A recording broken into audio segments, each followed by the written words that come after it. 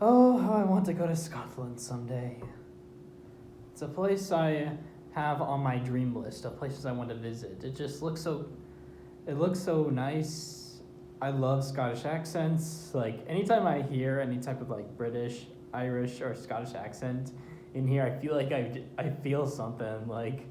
Um, okay, quick little story before we talk about the film.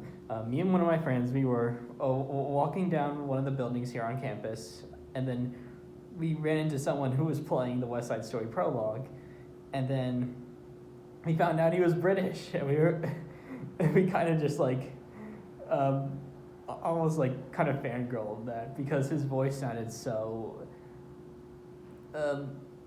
eloquent and peaceful in a way. So that was cool. Like, yeah, whenever I hear any accents. But enough of that lengthy story. The reason I brought up Scotland in the beginning is because today we are talking about a movie that takes place within Scotland for most of the movie. That is Trainspotting. And as you can tell from this DVD, this is the uncut international version.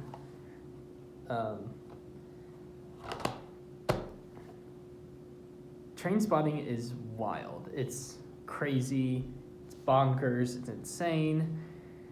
It's all over the place. It's a masterpiece and a masterclass on how to do an anti-drug a movie that tackles like anti-drugs or like heroin, all that. Let's start by talking about some of my favorite moments in the movie. First is the opening monologue. A brilliant introduction. Like, brilliant introductions are all, like, if you watch an opening like the opening of Trainspotting, you know you're in for something great. That's what I love about openings. And Danny Boyle understood, like, how to get us to understand these characters, what makes them tick, and why they do like what they do.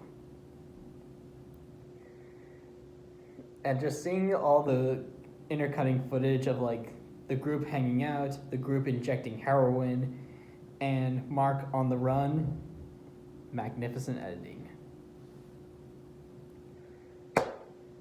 And the other scene is when Mark is like in his room and he's just like having these visions of like the baby on the ceiling, and then one of his friends in his room cut with footage from like a game show, and then Robbie Carl's character also in the mix. Like that was just that was wild. Like I wasn't expecting it to get like that, but it's a magnificent scene. As well, and the last scene I want to talk about is I didn't know what to think before this showed up, but Mark goes into this pub, and in it is the worst toilet, like the worst toilet in Scotland. And the sound design, it's gross. It's, but it made me laugh.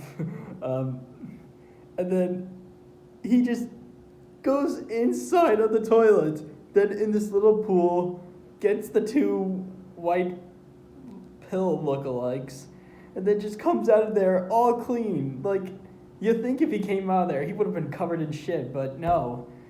It was just such a bizarre sequence, and I love it because it's so bizarre. Now let's talk about the cast. Ewan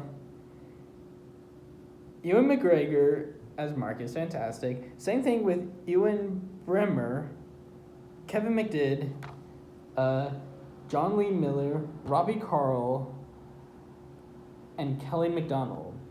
Like, this cast is just fantastic at portraying these characters. Especially like Robbie Carl's like a aggressive and angry character. it was kind of fun to watch him lose it in some moments. Definitely a departure from his role in, like, say, The Full Monty. But he's fantastic in both of those. The cinematography is great. There's a lot of great shots that play with, like, camera movements and lighting. Yeah, just ignore that. One of my favorite shots is towards the end, where Mark is, like, carrying the bag, and then this. All right, so, like, Mark is, it's kind of vertical, like this.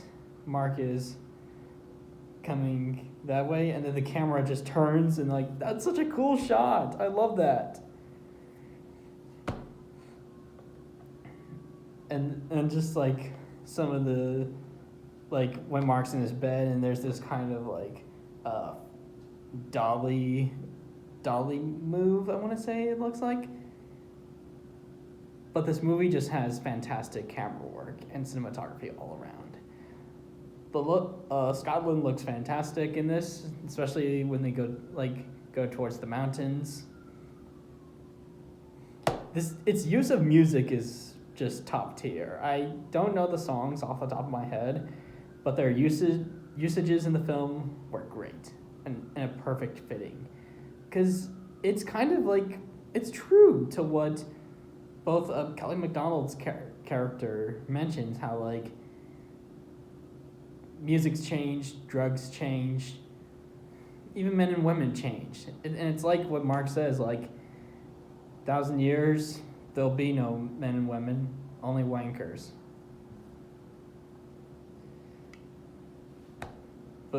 And I also just love some of the moments that certainly do make this feel like an uncut version, because, like, some of the hardcore sex in it, as well as, like, towards the end, where Robert's character is, like, just kicking this guy and there's a lot of blood, and I was like, yeah, that's uncut. But yeah, this movie's just, if you haven't seen it, just give this a watch. Like, I know it's not going to be for everyone, but it is a great work of art within the history of British cinema.